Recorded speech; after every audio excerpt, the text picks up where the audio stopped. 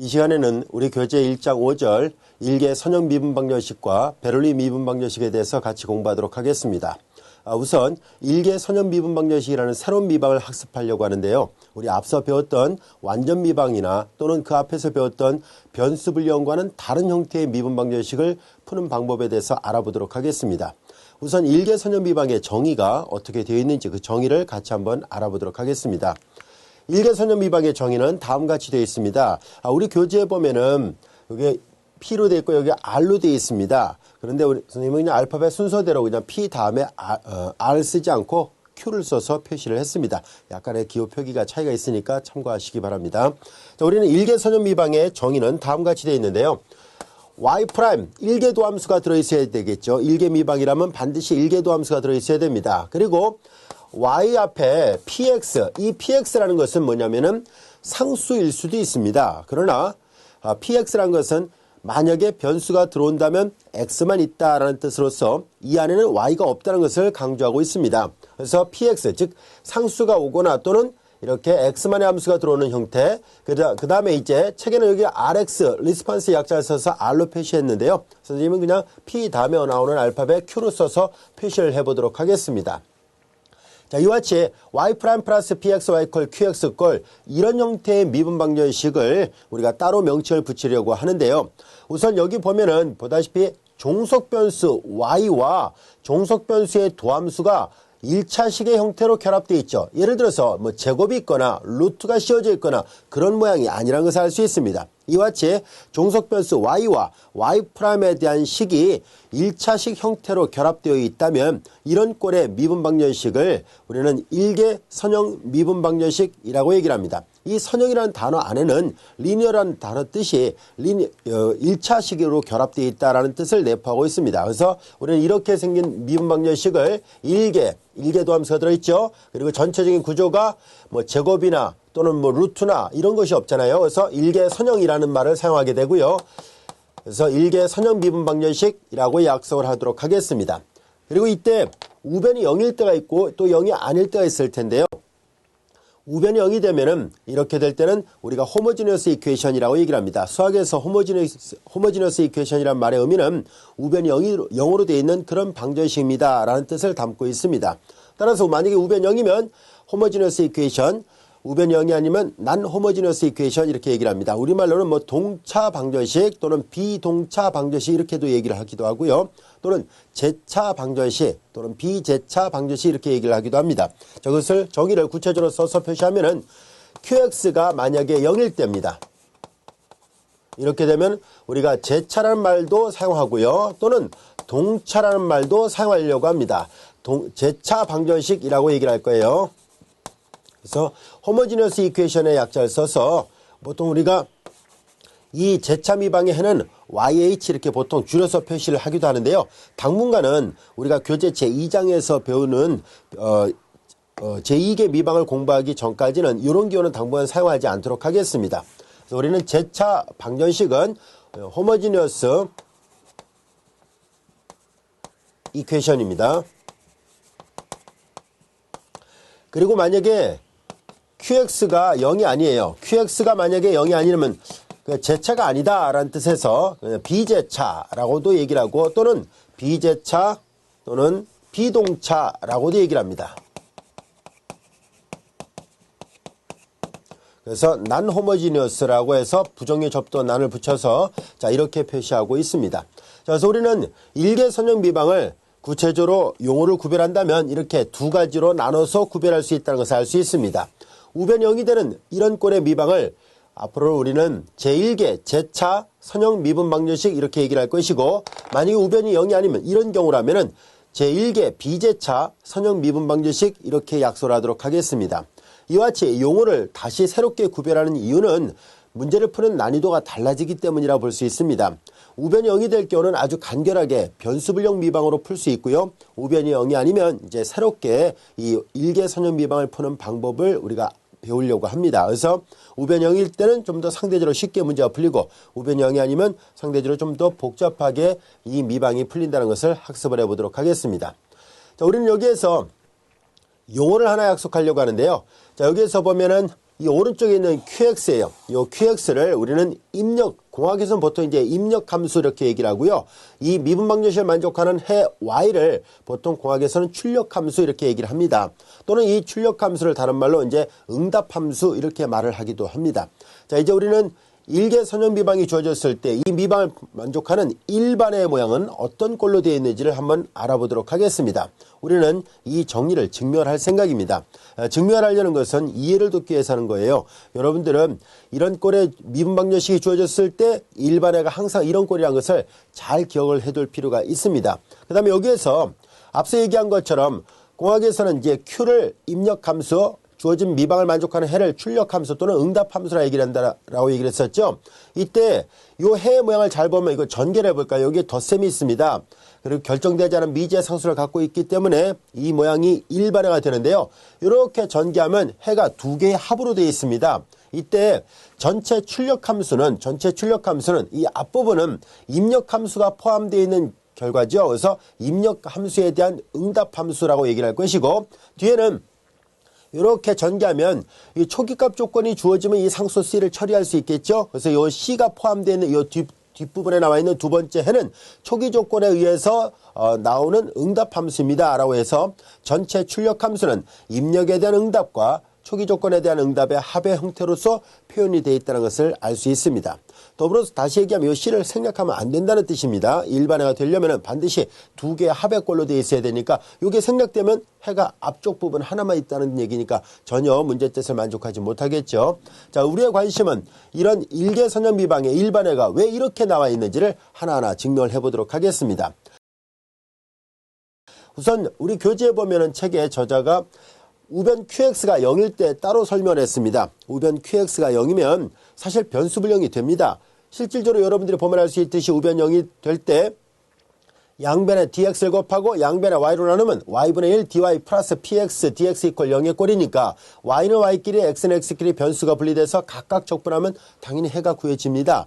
자, 그런데 그렇게 해서 우변이 0이 될 때 따로 변수불량으로 해를 구하고 우변 0이 아닐 때 다시 일개선형 미방의 해를 구하는 공식에다 적용하는 이 방법보다는 차라리 한꺼번에 얘를 계산해 보도록 하겠습니다. 그렇게 함으로 해서 우변 0이 될 때는 이 QX가 0이 될 때니까 자연스럽게 이 부분이 0이 되어버리죠. 자, 그래서 얘가 0이 되어버리니까 남는 것은 이렇게 돼서 요거 하나만 남는데요. 그게 바로 우변을 0이 넣어놓고 변수불량으로 푼 해와 정확하게 일치하게 됩니다. 따라서 이 일반의 모양 안에 우변 0이 되는 제차 선형 미방 해가 포함되어 있기 때문에 굳이 두 번 나눠서 풀 필요 없이 한 번에 이 문제를 해결해 보도록 하겠습니다. 자, 이제 우리의 관심은 일개선형 미방의 해를 구해보려고 합니다. 제차이든 비제차이든 한꺼번에 해를 표시하는 방법인 이 표현 방법을 얻기 위해서 우리는 앞에서 배웠던 이런 꼴의 일개 미분 방정식이 어떤 형태의 미방이 되는지를 한번 알아보려고 합니다. 즉 우리 앞에서 배웠던 해법은 변수불량을 먼저 배웠습니다. 그리고 만일 변수불량이 되지 않는다면 치환에 의해서 변수분리할 수 있다는 것을 배웠었죠. 또 우리 앞전에서 배웠던 내용이 완전 미방이라는 것을 공부를 했었고요. 또한 만약에 완전 미방이 되지 않는다면 적분인자가 있는지를 찾아봄으로 해서 해를 구하는 방법을 이미 배웠습니다. 우리가 지금까지 배운 과정을 잘 흐름을 살펴보면 이 네 가지 형태의 문제풀이 방법을 배웠었는데요.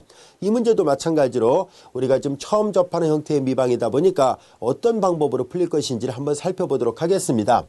우선 이 미방이 변수분리가 가능한지를 알아보기 위해서 변수분리형 유무는요, 다음 같은 꼴로 바꿔놓으면 됩니다. 예를 들어서 mdx 더하기 ndy 이퀄 0의 꼴에서 이 m과 n이 만약에 x하고 y에 서로 다른 두 문자 x하고 y에 대한 곱셈이나 또는 나눗셈으로 되어 있으면 변수분리가 됩니다. 그러나 만약에 덧셈이나 뺄셈으로 되어 있으면 변수분리가 되지 않습니다. 자, 그래서 우리는 이게 변수분리가 될지 안 될지를 알아보기 위해서 이 미방의 모양을 조금 변형을 해보도록 하겠습니다. 자, 이제 우리는 일개선형 미방의 해를 구하는 방법을 알아볼 거예요. 자, 우리는 y'하면 다시 쓰면 dy dx 이렇게 되죠. 그 다음에 플러스 pxy 그 다음에 이퀄 qx에서 오른쪽에 qx를 좌변을 이완해서 qx 이렇게 쓰고 이퀄 제로 이렇게 놓도록 하겠습니다. 그런 다음에 양변에 dx를 곱하겠습니다. 양변에 dx를 곱하면 요식 전체에다 dx를 곱하는데요. dx 부분을 먼저 쓰겠습니다. 그리고 여기는 dy dx에 dx를 곱하니까 우리가 앞에서 많이 했던 것처럼 이런 꼴이 되겠죠. 따라서 이 미방은 여러분들이 앞서 살펴본 것처럼 m dx 더하기 n dy 꼴이 됐습니다. m dx 더하기 여기 1이 있습니다. n dy 꼴 0이라는 것을 알게 됐고요. 이 미방이 변수 분리가 되는지를 알아보려고 하는데요. 여기 잘 보면 여기는 y가 있고요. 여기는 x가 있는데 앞서 얘기했었죠. 이 x하고 y가 곱셈이나 나눗셈으로 되어 있으면 변수 분리가 되는데 이렇게 덧셈이나 뺄셈으로 되어 있으면 변수 분리가 되지 않습니다. 따라서 이 미방은 변수 분리형 미방이 아니라는 것을 알게 됐습니다. 그러면 치환에 의해서 변수 분리할 수 있는가 하는 문제인데요. 이렇게 보면 겉보기에 식에 공통이 있는지도 잘 모르고요. 또한 이런 형태의 미방은 우리 앞에서 배웠던 치환을 항상 치환해서 변수 분리가 할 수 있는 모양이 하나 있었죠. 동차형 미분방정식이라는 것이 있었는데 이 미방은 동차형 미분방정식도 아닙니다. 자, 그러다 보니까 변수 분리도 안 되고 그 다음에 치환도 안 되겠구나 하는 것을 알 수 있습니다. 자, 그렇다면 앞서 배웠던 네 가지 방법 중에 두 가지가 안 되니까 그럼 완전 미방인지를 한번 살펴보고 만일 완전 미방도 안 된다면 적분인자는 있는지를 알아보도록 하겠습니다. 완전 미방 유무를 조사하기 위해서 m을 y에 대해서 편미분해 보겠습니다. m을 y에 대해서 편미분하면 px가 남을 것이고 그리고 n을 x에 대해서 편미분하죠. 1을 x에 대해서 편미분하면 제로입니다. 이 두 개의 결과가 같지 않다는 것을 알게 됐습니다. 따라서 완전 미방은 아니라는 것을 알게 됐네요. 그러나 우리는 적분인자가 있는지를 한번 알아보도록 하죠. 자, 적분인자 공식 두 가지 우리가 배웠습니다. my에서 nx를 빼서 이 뒤에 있는 n의 역수를 곱한다라고 얘기를 했었고 최종 결과가 x만의 함수가 나와준다면 적분인자가 존재한다라고 얘기를 했었죠. 일단 이걸 한번 계산해 보도록 하죠. 만약에 얘를 계산한 결과가 x만의 함수로 나오지 않는다면은 그때는 두 번째 방법을 사용하도록 할 겁니다. 즉 nx에서 mi를 뺀 거에다가 m의 역수를 곱한 결과가 y만의 함수가 나오는지를 역시 또 살펴보도록 하겠습니다. 일단 얘가 되는지 안 되는지 조사해보고 안 되면 다시 그걸 생각해 보도록 할 거예요. 이때 n은 1로 되어 있습니다. 1의 역수를 취해봤자 1이죠. 따로 쓰지 않겠습니다. my에서 nx를 빼니까 px에서 0을 빼니까 px가 나오죠. 이때 이것은 우리가 기대했던 결과와 정확하게 일치합니다. x만의 함수가 됐다는 것을 알게 됐습니다. 따라서 우리는 적분인자가 존재하는 그런 미방이었다는 것을 알게 됐습니다. 일개 선형 미방은 적분인자를 갖고 있다는 것을 알게 됐고요. 이 적분인자가 어떤 모양인지도 한번 살펴볼까요? 적분인자 F는 이에 반드시 적분인자는 이걸 적분만 해서 끝나는 게 아니라 밑에 반드시 지수함수 2를 취해야 됩니다. 그래서 일개 선형 미방의 적분인자가 이런 모양이라는 것을 잘 기억을 해두기 바랍니다. 그래서 2의 인테랄 px dx 적분인자가 존재합니다.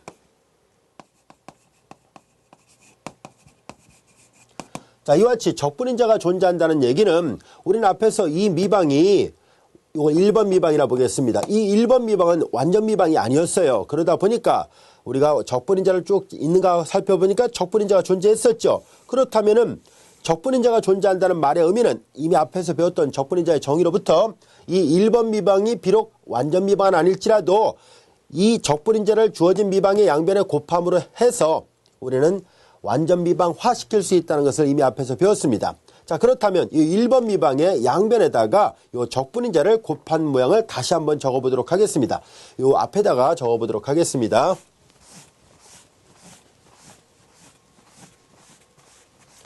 자, 그러면 1번 미방의 양변에다가 2의 인테랄 px를 곱합니다. 1번 미방의 양변에다 2의 인테랄 px를 곱하는데요. 자, px y 마이너스 qx죠. 그래서 여기 px 앞에다 쓸까요? px 그 다음에 y 이렇게 쓰겠습니다. 그리고 마이너스 그 다음에 2의 인테그랄 px dx 그리고 여기 qx 이렇게 있습니다. 자, 그 다음에 이제 여기가 dx 이렇게 됐어요. 그 다음에 이제 이어서 여기 1이죠. 2의 인테랄 px를 곱합니다. 2의 인테랄 px dx 그 다음에 여기 dy입니다. dy 앞에도 곱하죠.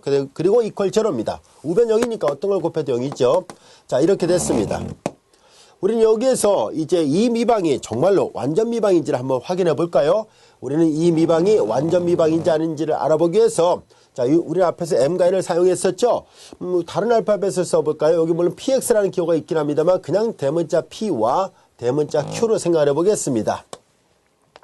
자, 그러면 이제 여기에서 우리는 검토를 해보려고 합니다. p를 y에 대해서 편미분해 볼까요? p를 y에 대해서 편미하면은 자, 요걸 일단 y에 대해서 미분해 볼까요? 그러면 나머지 문자 상수 취급하니까 px, 그 다음에 2의 인테랄 bx dx가 될 것이고, 그 다음에 여기도 요 부분을 y에 대해서 편미하면 이건 x밖에 없으니까 당연히 상수 취급해서 0이라는 것을 알 수 있습니다. 그 다음에 이어서 q를 y에 대해서 편미합니다. q를 y에 대해서만 편미하는데요. 자, 이제 주어진 식에서 q를 x에 대해서죠. 정정합니다. p를 y에 대해서 편미하고 q를 x에 대해서 편미해야 됩니다. 얘를 x에 대해서 편미하면 지수함수 미분하면 자기 자신이 나타납니다. 지수함수 미분하면 자기 자신이 나타나고 지수가 합성되어 있으니까 요 안에 걸 다시 미분하니까 px가 돼서 정확하게 일치한다는 것을 알게 됐습니다. 이 말은 곧 이렇게 적분인자를 곱하면 완전 미방이 아니었던 미방이 완전 미방으로 바뀐다는 것을 알 수 있었습니다. 이제 새로운 이 미방은 완전 미방이 됐습니다. 편에서 이걸 2번 미방이라 해볼게요. 1번 미방은 완전 미방이 아니었는데 2번 미방은 이제 완전 미방이 됐습니다. 자, 그렇다면 이 미방이 완전 미방이라면 당연히 우리가 이 미분방정식의 일반회를 구할 수 있어야 되죠. 자, 우리는 이 미분방정식의 일반회를 구하려고 하는데요. 앞서 배웠던 완전미방의 해법에 의해서 하나하나 해결을 해보도록 하겠습니다. 자, 완전미방의 해법에서 본다면 이 미방은 어떤 함수를 x에 대해서 편미분한 거하고 같아야 되고 이 뒤는 어떤 함수를 y에 대해서 편미분한 거하고 당연히 같아야만 합니다. 자, 이제 우리는 이 함수가 따라서 이 2번 미방은 완전미방이 됐으니까 완전미방의 해법을 적용할 겁니다. 우리는 이 앞에 있는 함수는 어떤 함수를 그냥 편의상 f라고 간략하게 써볼까요? 자, 이제 어떤 함수 f를 x에 대해서 편미분한 거하고 당연히 같아야만 합니다. 즉 px, 2의 인테랄 bx, dx, y, 마이너스. 자, 요 q를 앞에다 쓰겠습니다. 편의상. 그 다음에 2의 인테랄, 그 다음에 이제 px, dx가 될 것이고, 그 다음에 마찬가지로 그 어떤 함수를 y에 대해서 편미분한 것이 뒤에 있는 얘와 같아야만 합니다. 얘 인테랄 px, dx 이렇게 돼 있어야 됩니다. 여기까지 이해됐죠? 완전 미방이기 때문에 완전 미방의 정의로부터 어떤 함수를 x에 대해서 편미분한 것이 p, 어떤 함수를 y에 대해서 편미분한 것이 q이어야만 하거든요. 자, 이와 같이 됐습니다. 이제 우리는 여기에서 얘를 기억이라 하고 얘를 니은이라 해보겠습니다. 우리는 완전 미방의 해법을 우리가 배워서 알고 있으니까 우리는 이 두 식에서 뭐 첫 번째를 이용하든 뭐 두 번째를 이용하는 순서는 상관없습니다. 우리는 간단해 보이는 이 두 번째 식을 이용하도록 하겠습니다. 이 두 번째 식에서 양변을 y에 대해서 편적분을 시도를 해보겠습니다. 두 번째 식에서 양변을 y에 대해서 편적분을 시도합니다. 자, 이제 니은에서 양변을 y에 대해서 편적분하면 f를 구할 수 있겠죠. 인테랄 주어진 fy를 쉽게 말해서 이렇게 하겠습니다 라는 뜻이에요. fy를 y에 대해서 편적분하면 편미분하기 전에 있던 함수 f가 구해지겠죠. 그리고 앞서 배웠던 것처럼 이 함수를 y에 대해서 편적분했으니까 나머지 문자 상수 취급되어야 된다는 것을 알 수 있습니다. 그래서 여기에 x만의 함수 gx가 있을 거라는 것을 알 수 있고요. 이제 이 식에다 그대로 대입을 합니다. fy는 2의 인테랄 px dx죠. 그리고 이것이 fi고 이것을 y에 대해서 편적분을 시도하고 그 다음에 이제 적분상수 역할하는 x만의 함수 gx가 있습니다. 우린 여기에서 얘는 y에 대해서 편적분할 때 상수 역할하니까 바깥으로 나갈 수 있죠. 얘 인테랄 px dx 이렇게 됐고 자 이제 바깥으로 나갔으니까 이를 y에 대해 적분한 y고 이 y를 앞에다 씁시다. 그리고 이제 여기 뒤에 적분할 때 나타난 상수를 이 뒤에다 다 모아놨으니까 얘가 이제 적분상수 역할을 하고 있습니다. 자 이것이 f의 모양입니다. 자, 그런데 우리는 이 f의 모양, 이걸 디귿식이라 하겠습니다. 자, 우리는 이 디귿식에서는 아직 노란색 본필의 gx가 결정되지 않았죠. 우리는 이 gx를 결정하기 위해서 앞서 살펴봤던 관계식 하나를 더 이용하도록 하겠습니다. 이 기억 조건을 이용할 생각인데요. 우리는 디귿식의 양변을 x에 대해서 다시 편미분을 해보도록 하겠습니다. 이제 디귿식에서 양변을 다시 x에 대해서 편미분합니다. 이 식을 x에 대해서 편미분하면은 자 여기 보다시피 얘를 x에 대해서 편미분하면은 변수 앞에 곱해진 상수 안 없어집니다. y 그대로 있고요. 지수함수 미분하면 꼭 자기 자신 나타나지요. 그리고 합수함수니까 당연히 지수를 또 한 번 미분해야 됩니다. 얘를 다시 미분하니까 px가 나오죠. px 앞에다 씁시다. 이렇게. 그 다음에 이제 요거 편미분이 끝났고요. 뒤에 x만의 함수를 x에 대해서 미분하면 당연히 그냥 프라임 이렇게 쓸 수 있다는 거 이미 앞에서도 배웠었습니다. 그런데 이 식이 기억식하고 당연히 같아야 됩니다. 그래서 이 식은 다시 기억식하고 비교가 돼야 되죠. 자, 기억에 있던 조건 여기다 대입을 해서 사용하도록 할까요? 자, 여기 보면 px 그리고 여기 곱셈은 교환이 가능하니까 y를 앞에다 씁시다. 그래서 y 그리고 서로 비교하기 좋게 같은 색깔로 표시를 같은 색깔로 같은 위치에다가 또 표시를 해보도록 하겠습니다. 자, 이렇게 됐고요. 앞부분은 됐고 그 다음에 마이너스 자 뒷부분은 자 색깔을 이제 서로 비교하기 좋게 노란색으로 해보겠습니다. gx 그 다음에 2의 인테랄 px dx 이렇게 됐습니다. 자, 우리는 이것은 요 등호가 성립해야 된다는 것은 기억의 조건 때문입니다. fx가 이렇다는 것은 기억 조건이었거든요. 그래서 이제 요거는 기억의 조건 때문에 이렇게 나왔습니다 하는 얘기예요. 그럼 위아래를 서로 비교해 볼까요? 하얀색 분필 서로 똑같으니까 서로 소거될 것이고 이제 노란색 분필끼리만 남았다는 것을 알게 됐습니다. 자, 그래서 이제 우리는 노란색 분필로 되어 있는 G'X의 모양을 살펴보니까 이제 색깔을 그냥 하얀색으로 다시 바꿔보겠습니다. 여기는 마이너스가 있네요. 마이너스 QX 그 다음에 2의 인테랄 PX DX 이렇게 됐습니다. 미분해서 이렇게 되는 것을 찾으시오 라는 얘기였군요. 그렇다면은 미분하기 전에 있는 함수의 모양은 얘를 적분하면 되겠죠. 그래서 gx의 모양은 마이너스 바깥으로 내보내고요. 그 다음에 qx 2의 인테랄 px 그리고 dx 그리고 dx 그리고 적분했으니까 적분상수 c라 쓰겠습니다. 그냥 편의상 c라 쓰겠습니다. 자, 이제 우리는 gx가 구해졌다는 것을 알게 됐습니다. gx의 모양이 구해졌으니까 얘를 이 디귿식에다가 다시 대입함으로 해서 함수 f의 모양을 찾을 수 있게 됐습니다.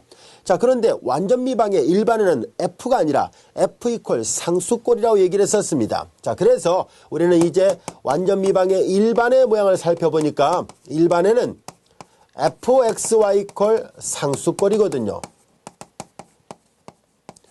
상수꼴이므로 이 식에다 대입을 합니다. 일단 f의 모양은 여기 있군요. y 2의 인테그랄 bx dx가 될 것이고 그 다음에 노란색 분필의 gx 대신에 마이너스 인테그랄 qx 2의 인테그랄 px 그 다음에 dx dx 그리고 적분상수 c 붙어있고 다시 이퀄 우변에 상수가 있죠. 이거 편의상 c1이라 씁시다.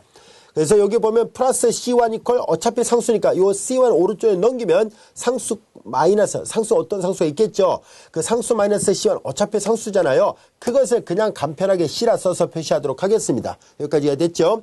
자, 이제 우리의 관심은 해가 구해졌습니다만 좀 모양을 보기 좋게 하기 위해서 얘를 오른쪽으로 이항을 하도록 하겠습니다. 오른쪽으로 이항을 하니까 얘만 남겨놓고 이항을 합니다. y는 이퀄 2의 인테랄 px dx 오른쪽으로 넘어갔으니까 인테랄 부호는 플러스가 됐습니다.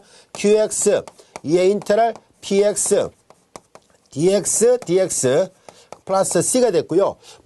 보통 이렇게만 표시해도 무방합니다만 자, 우리 공식을 기억하기 좋게 다시 한번 변형을 하면은요.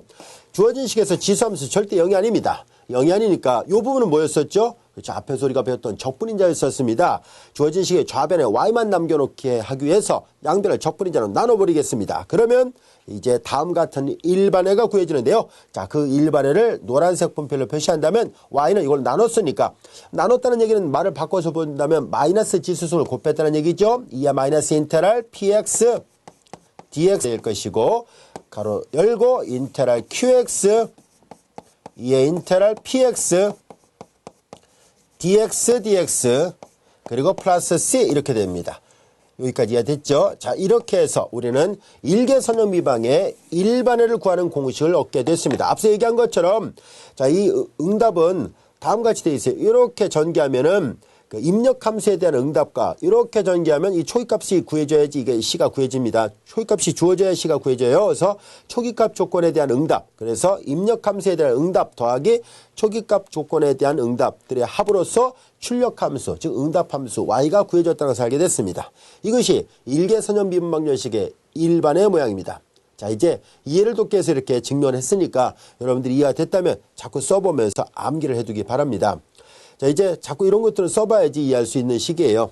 별로 어렵지 않고요. 책에서는 우리 저자가 여기를 H로 간단하게 썼던 식입니다. H를 썼는데요. 그냥 다 모양 자체를 이렇게 표시를 했습니다. 그리고 이때 이 공식을 적용할 때 각별히 신경 써야 될 주의할 부분이 있습니다. 바로 뭐냐면은 요 PX의 모양은 그 일개미방의 표준형 모델 안에서 나왔다는 사실이에요. 자, 왼쪽 화면을 잠깐 볼까요? 여기 보면 이런 모델을 우리가 표준형 모델이라 얘기를 합니다. y표랑 앞에 보다시피 플러스 1이 있잖아요. 만약에 이 앞에다 x가 곱해져 있거나 그렇다면 당연히 이 표준 모델로 만들기 위해서 이 앞에 곱해진 걸 나눠야 됩니다. 이 표준 모델로 되어 있다는 가정하에서 이 스탠다드 폼으로 되어 있는 상태에서 px는 바로 y의 1승 앞에 계수를 나타냅니다. 그리고 qx는 오른쪽에 있는 항이 있고요. 그래서 여기 보면 이렇게 px 선택을 잘해야 돼요. 만약 여기가 x가 곱해져 있다면 나눠야 되겠죠. 나눈 모양이 그때 최종적인 여기 나눠서 표현한 그 모양이 바로 px 역할을 합니다.